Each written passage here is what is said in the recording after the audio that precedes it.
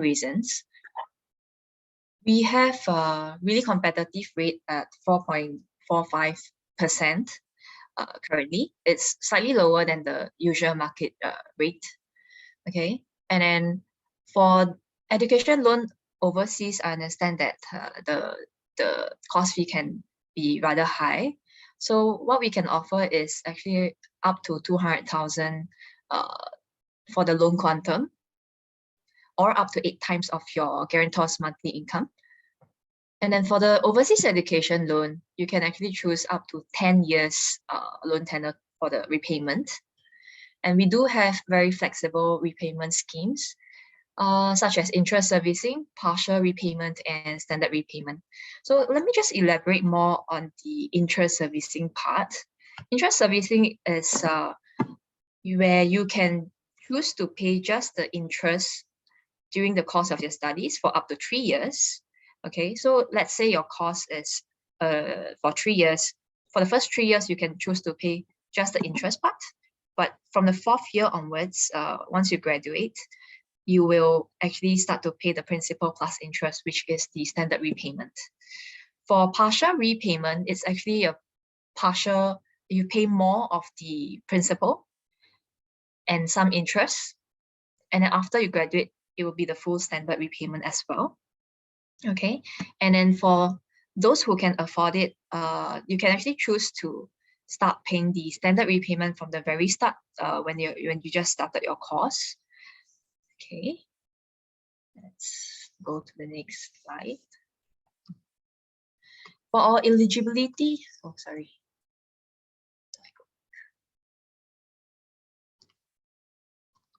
Okay, for our eligibility criteria, for our overseas education loan, you actually have to be a Singapore citizen or at least a PR.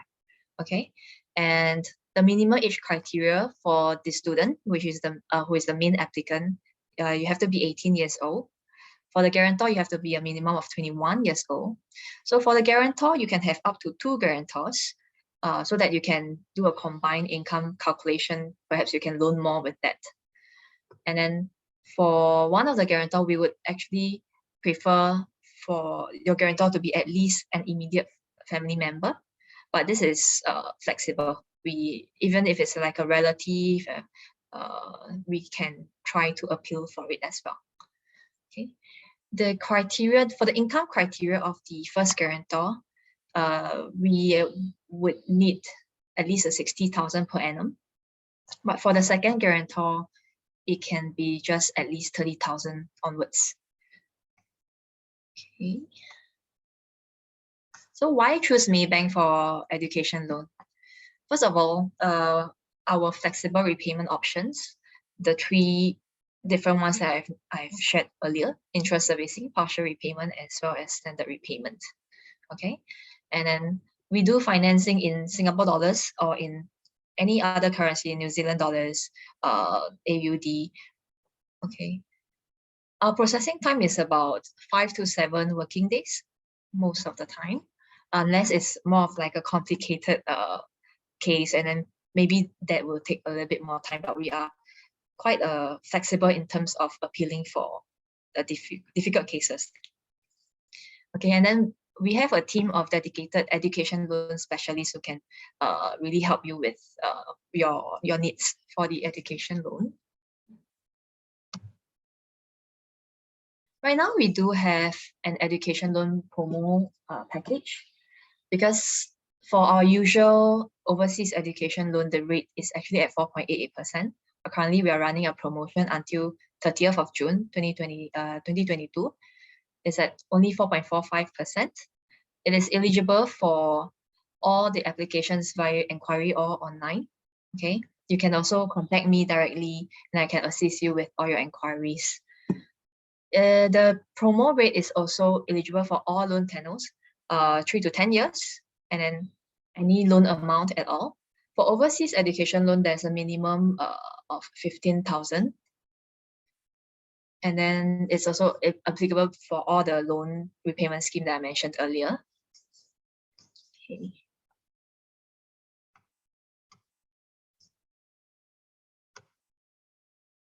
This is an example of how we compare the promo rate as well as the usual rate that we had previously. So for a normal standard repayment, let's say you're taking a loan of 60,000 for 10 years. Right now, you'll be saving about $12, per month. So it adds up if you take out a 10 years loan. It's actually a very attractive rate right now compared to the market rate. And document requirements. Right now, actually, we do have an online platform via our website, which you can actually apply via your SingPass. So if you apply via your SingPass, you just fill in the application form, and then for the IC and the income document, it will be automatically triggered via MyInfo.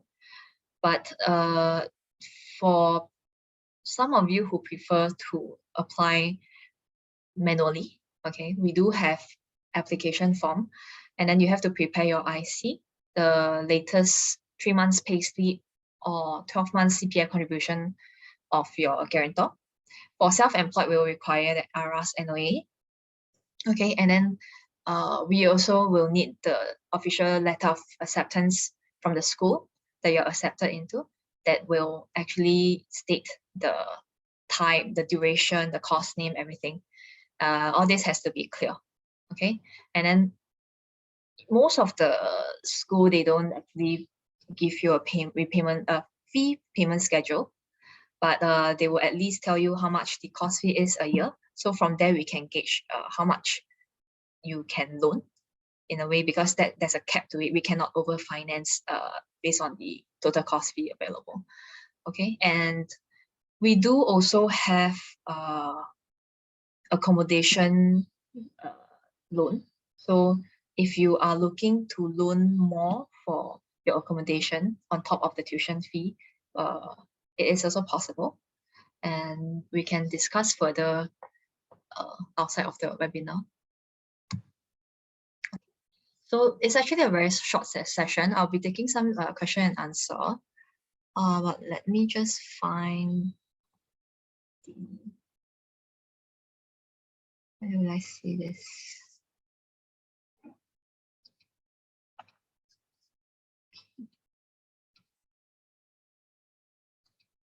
I am trying to look for the chat. Please give me a moment.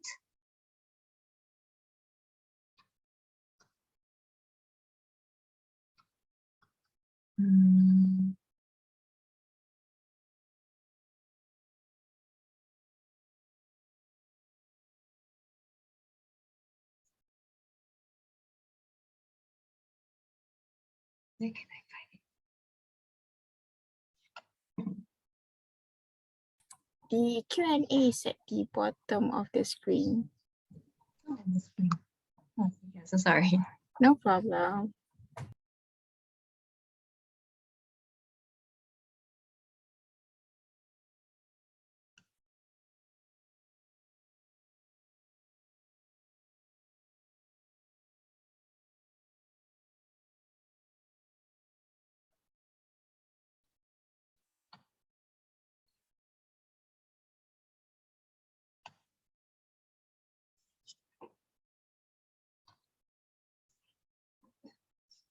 Can't find it.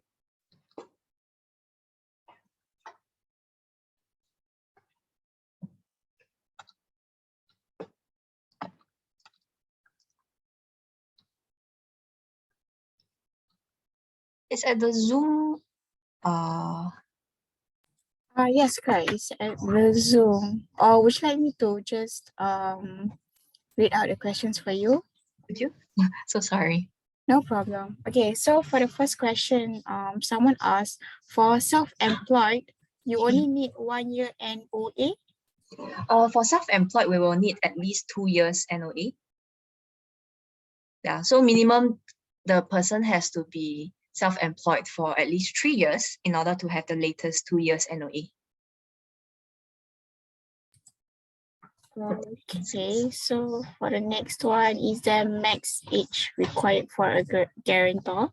Okay, the maximum age for a guarantor is 65 years old upon loan maturity. So if you're looking to take a 10 years loan, the guarantor cannot be more than 55 years old now. Okay, and then that's for self-employed, you only need 1 year NOA. Do you need monthly payslip? If you're self-employed, you may or may not have payslip, but it depends on what kind of self-employed we're talking about. Because, for example, insurance agent, property agent, all this, you wouldn't typically have payslip. So we will just take the latest 2 years NOA.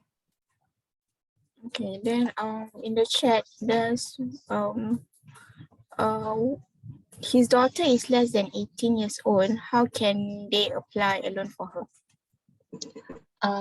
Daughter is less than 18 years old. 18, yes. It is still possible to loan, but the guarantor will be the main applicant instead. Okay, and then there's also, are there any fee for prepayment?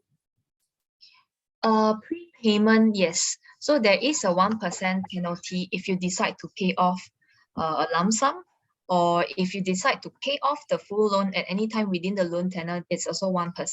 So for example, if you loan a 60K for 10 years, so halfway through, maybe you have the cash to pay a lump sum of 10K, we will charge you 1% on the 10K, and then we will recalculate the monthly installment.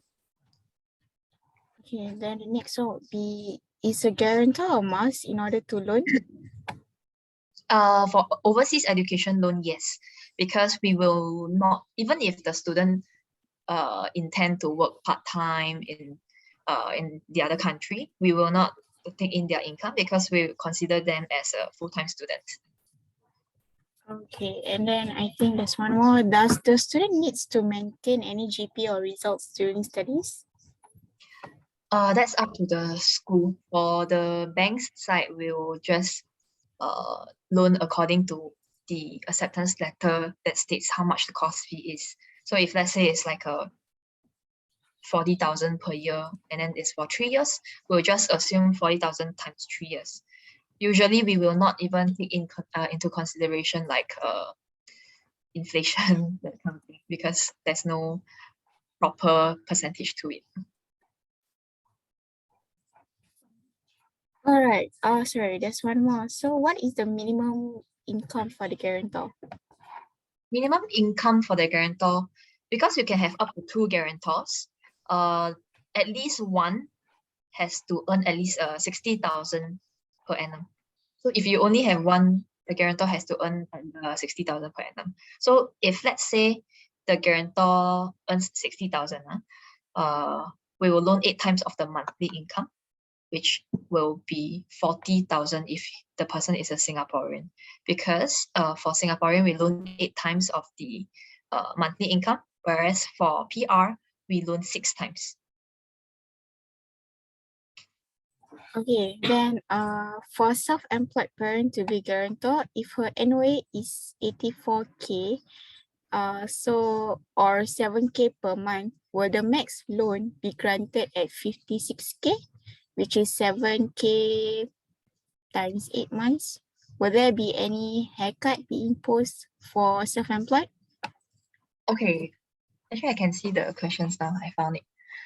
Thanks so much. Okay, sure. Okay, so sorry for the trouble. Okay, so for guarantor, if let's say the guarantor earns 84K, if the guarantor is a Singaporean, yes, we will do a times 8, that's 56K. The haircut will only be imposed for calculation of our total debt servicing ratio. So in terms of loan quantum, it does not affect, there's no haircut to it. Okay, hope that explains. And then the next question, is the loan disbursed lump sum or according to the schedule? So we will usually wait for the student to tell us when the school needs the payment. So it will not be usually a lump sum. It's by schedule, but the bank will not monitor the payment for you. So every time the school semester is starting and the school requires a payment, you have to go to the bank and request for the next semester disbursement. Okay. The next question, what is the max number of years required to fully pay back the loan? You can choose between 3 and 10 years, but it also depends on your guarantor's age. Okay. Are all programs type from any university also allowed for applying the loan? Not all, but most.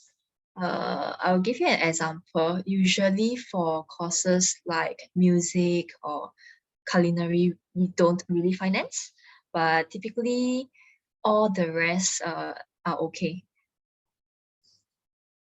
Okay, next question. Would Maybank apply TDSR rules before granting education loan? Yes, we do. We have to ensure that it's within the MAS guideline.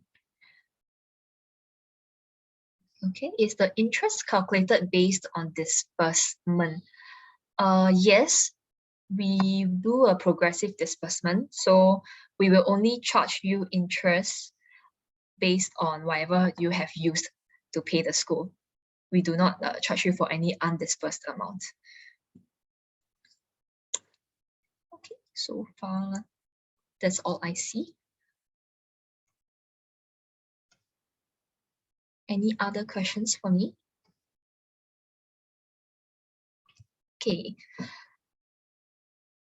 If we sign up loan scheme interest payments only, can we change it to standard repayment on the second year? You can choose to do maybe let's say your course is 2 years and then you just choose 2 years plus X number of years standard repayment. But if let's say in between you decide to change the repayment tenor and type, you can, but then there will be a $200 admin fee. Yeah. And I think one more thing that I did not cover earlier was is the processing fee that we have for education loan. It's actually at 2% of the approved loan amount, which is slightly lower than other banks, I would say.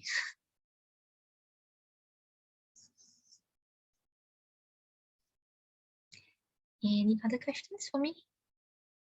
I think this webinar will be till 3 p.m. Okay, can a Malaysian working in Singapore apply for this loan to further his postgrad? For the usual criteria, no, but I am able to try to appeal for the loan if you have a strong profile Singaporean guarantor. It is still possible. I mean, I have personally managed to grant 2 or 3 foreigner loans before, so it is possible.